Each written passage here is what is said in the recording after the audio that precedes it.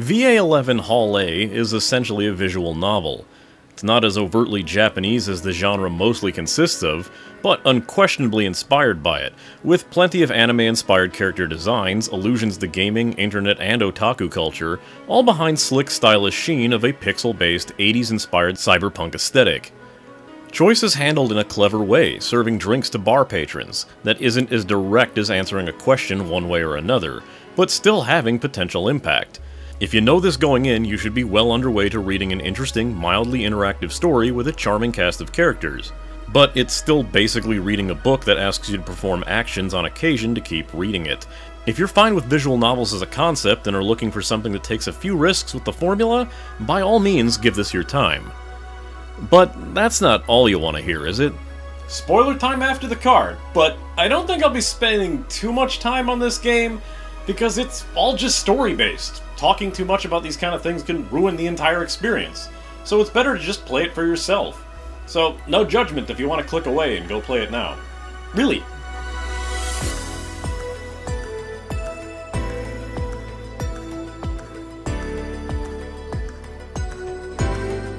Despite seeing this played by YouTubers that were far more expressive, joyful, and animated than I'll ever naturally be, I didn't have all that much interest in the game to get it myself.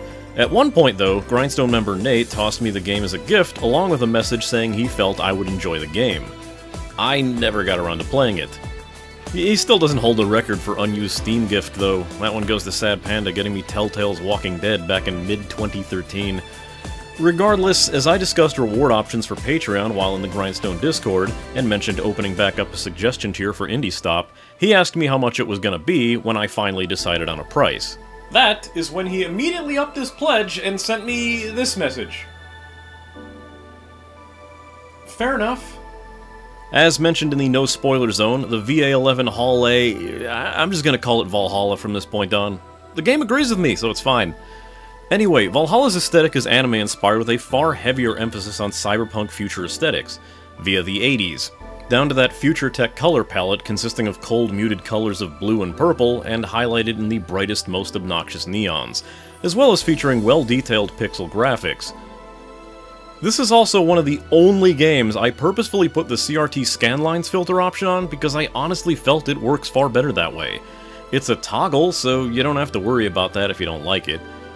Character designs range from humans in various cartoonish representations. There's cyborgs, androids, catgirls, cyber soldiers, and George Costanza. What? Don't tell me he's not supposed to look like that. For fuck's sake, his name is Art Vondelay, and you spend a short time discussing Festivus with him. Yeah, the game's a little reference-heavy in visuals and writing, yet it's not overly detracting, and even natural feeling due to some of the clever world integration that doesn't make it seem out of place. The character who gives you a very overt but obscure Simpsons reference seems like the kind of person who would ask for a single plum floating in perfume served in a man's hat. The game even has a logical in-universe reason for catgirls to exist. It's weird that they just made it work so well. I find it funny how often your customers keep calling Valhalla a rundown dive bar when it looks pretty well kept for all we get to see of it. It's not like I have a frame of reference for how far tech has advanced in the 50+ years into the future this game takes place in, and maybe it's the difference of showing someone from the 30s a brick cell phone looking like space-age wonder tech, while today it looks like an antiquated garbage block of design and function. Regardless, the game keeps telling us the bar is trashy, when it looks pretty decent to me. The employees are well-dressed but quirky, from the troubled main character Jill, your John-faced bartending partner Gillian, who may or may not be a secret agent, and your robot-armed boss Dana, who has a past so interesting and amazing that everyone knows about it except you. See, I don't care what the clientele says, everyone dresses nice. Valhalla's a classy establishment that requires a decent dress code, so I thought I'd dress for the occasion. What, it's fucking hot out. How this game handles music in a visual novel is pretty clever. Aesthetically, it's fitting of the 80s tech vibe, with varied levels on intensity, but it's how it's implemented that makes it stand out. It's all too easy for games like this to fall into a trap of trying to coordinate its music to what's being displayed on screen, which is endlessly frustrating to fast readers who get to hear the soundtrack desperately try to play catch-up, unless the game traps you into a locked reading speed, which is far more frustrating to fast readers. In Valhalla, though, you get to pick your soundtrack. The mechanic is based on Jill, the main character, choosing the playlist for the bar's jukebox, and you can choose from dozens of existing and unlockable songs.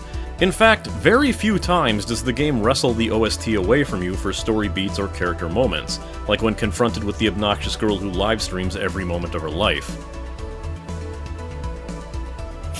Yeah, like that would ever happen. Bartending is simple, tutorialized very easily on the first day, which oddly follows the events of the demo that I'd only played after completing the game.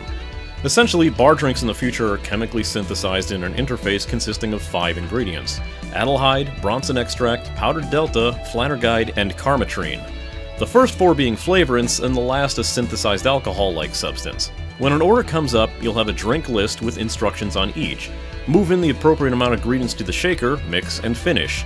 There are side options involving long mixing to blend the drink, adding ice or aging the drink, or adding double the ingredients to some drinks when you're requested to make a big drink, and it's all covered on the first day. While there's no time limit to making the drinks, sometimes you'll be given more loose instructions regarding your flavors or what kind of drinks you make, where you'll have to pay attention or get creative. Even knowing the preferences of your regulars can come into play, as they might assume you know their favorite drinks or flavors and ask you for a usual, so hopefully you've been reading the dialogue. The commonly seen characters are the bald, gruff jerk boss Donovan, loudmouth, lowly sexbot Dorothy, who's all too willing to proposition anyone near her and tell you all about her escapades, mousy, quiet, badass soldier girl Say, and her affluent but altruistic cat girl BFF Stella, and the blonde hacker girl Alma, of which the game needs to repeatedly remind you of how large her tits are. Jerkish customer or not, get in good graces of your customers and they'll pay you well, which is a mechanic that encourages you to serve appropriately, as well as has some bearing on the story and gameplay. Each day you'll be given an opportunity to save and head home for the night, and read some of the stories on your phone, mess around in apps, or shop at a store to purchase random junk. The game will constantly remind you on an upcoming bill that you'll have to pay for, and nearly every night Jill will request an item to purchase that she seems to just want on a whim. I know that feel, Jill. Though most of the items are just room cosmetics, there's a hidden shooter game if you purchase 2 related items from the shop and click on the decoration in your room. It's not that good of a game, but it's tied to an achievement if you manage to finish it. Missing that bill, or foregoing those purchases, will instead have Jill spending her time the next day at work dwelling on whatever she wants or messed up on, causing you to no longer have that convenient recap of the customer orders for the entire day. Hope your memory's up to snuff.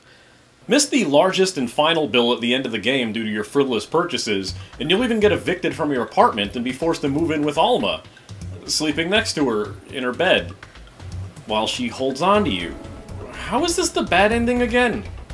Interactivity doesn't get much more involved than that. You have a literal drinking game where you choose how often to drink a beer with your boss during one night. Another will have you playing Truth or Dare at a party, though you're only allowed to select the person you want to talk to, and not what to ask them or what they do. Despite having no control over the story, more or less, there's still a solid foundation of a story. The world is interesting and isn't painfully exposited to you. There's plenty of running gags and dialogue that got an honest chuckle out of me, and some real heartfelt, relatable drama moments that I dare not spoil much of, because that's not how the game's supposed to go. If I have any complaints, it's how on-the-nose to modern meme culture and lingo that the game is, despite taking place in a slightly distant future. I'm not asking you to make up slang or anything, but I have a hard time thinking that we'll be doing the XD emote, referencing Hatsune Miku, or saying based blank on that definitely not Reddit forum in a half-century from now. Y'all ain't even saying YOLO anymore, and that's barely a decade old. Despite the fact that Nate just basically asked me to review a book, Valhalla is a solid story overall and doesn't fall into the hundreds of tropes that are beholden to the visual novel genre. All warnings about it being basically a lot of reading and menu movement aside, Valhalla gets a solid go rating from me. It's a clever story and really interesting read. I enjoyed my time with the game, but it is a visual novel, and if you're not a big fan of the genre, I don't think it's going to sway you over. Well, I appreciate you making the stop, and hopefully we can get a few more of these knocked out before YouTube completely implodes on itself. I mean, unless you're just not watching it on YouTube already, you can just go to Twitch. Go to Twitch. Just go to Twitch. So, how did you enjoy Valhalla? Did you find the story interesting or trite? Want to gush over your waifu of choice? Or just rage about specific relationships and narratives in the game that I didn't even bother to mention in the video?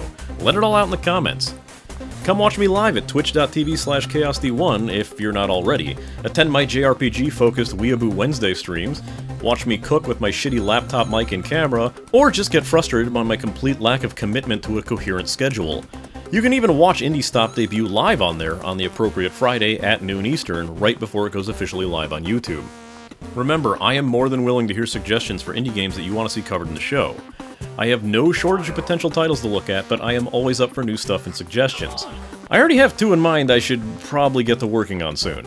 If you want to force my hand and hip-check your way into the queue, I have my Patreon. You can choose to support the show with tiers specific to Indie Stop and MMO Grinder, like early access to Indie Stop episodes before they go up in the Friday time slot, giving direct force suggestions to me, or have me make a pained attempt to pronounce your name in the credits. This episode, I'd like to give a verbal thank you to my raid leader and higher supporters, Nate McPherson, Neander, Kaismay, Sonic Rose, and A. Smith. Thanks for watching and supporting, and I'll see you in the next video.